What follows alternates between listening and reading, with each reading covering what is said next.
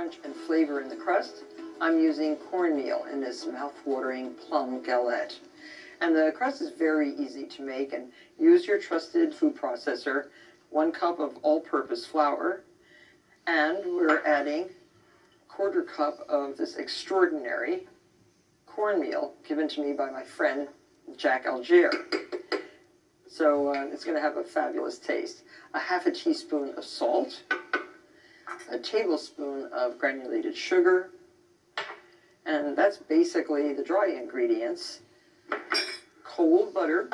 Like all pie crusts, make it cold, bake it hot. Remember that. So everything should be cold. I'm just basically sifting the dry ingredients together by pulsing. Add your butter.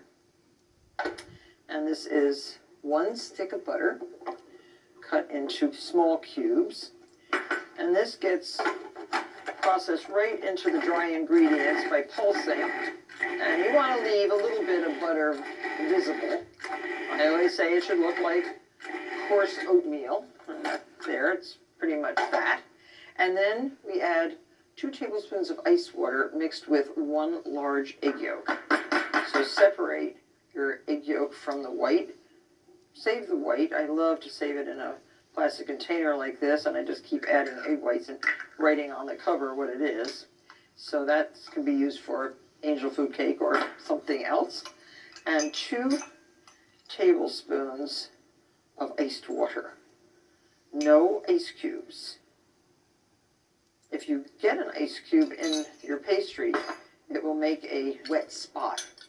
And that wet spot will make a hole. And you will not have a beautiful crust there. And so just pour this liquid down the feed tube while pulsing. That looks just right. Just starting to come together. And if you put it in your hand, it stops crumbling. That's exactly what we want. And this gets wrapped up in plastic wrap, and that will be your crust. And now, if you gather your pastry into this plastic wrap, make it into a flat disc, and then basically flatten it out and chill for at least an hour and up to overnight. Now for the filling, we have 1 1/4 pounds of plums.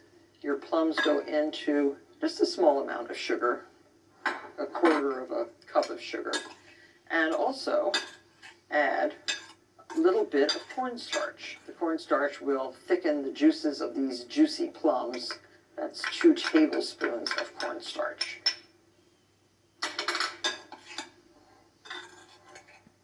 Let them sit for a little while.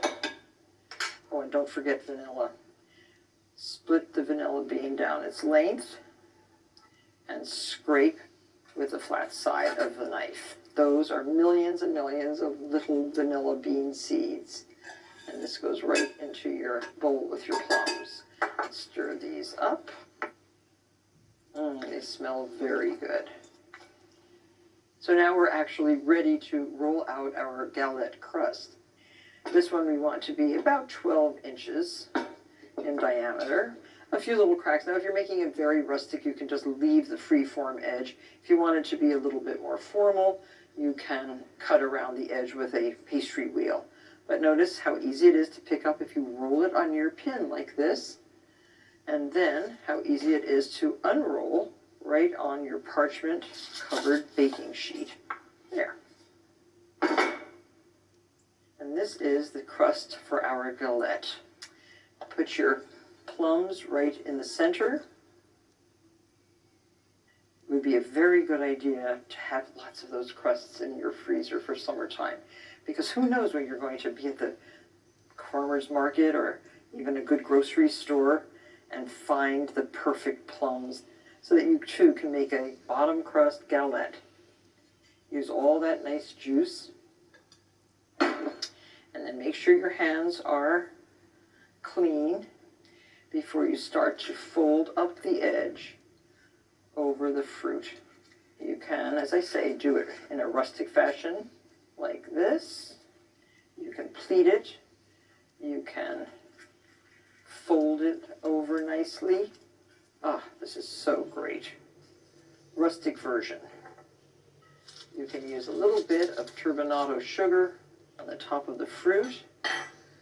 Dot with small pieces of butter on the fruit itself. That will flavor the juiciness of these beautiful plums. 1 or 2 tablespoons will do.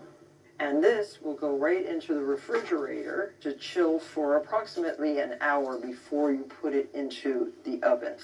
And here is our chilled version. And 1 large egg mixed with 1 teaspoon of water. This is your glaze. And just brush just on the pastry. Your oven is preheated to 375 degrees. And this will take approximately 35 minutes or so, or 40 minutes to bake at that temperature. A galette is such an easy version of a fruit pie. A little bit of that sugar on the crust. And there you have a spectacular galette ready to go into the oven. So the galette has been placed on a flat surface. I like it right on the parchment because it's the only way really that you can lift it off the tray, and then serve these lovely wedges with either whipped cream, creme fraiche, or even a scoop of buttermilk sorbet. Enjoy.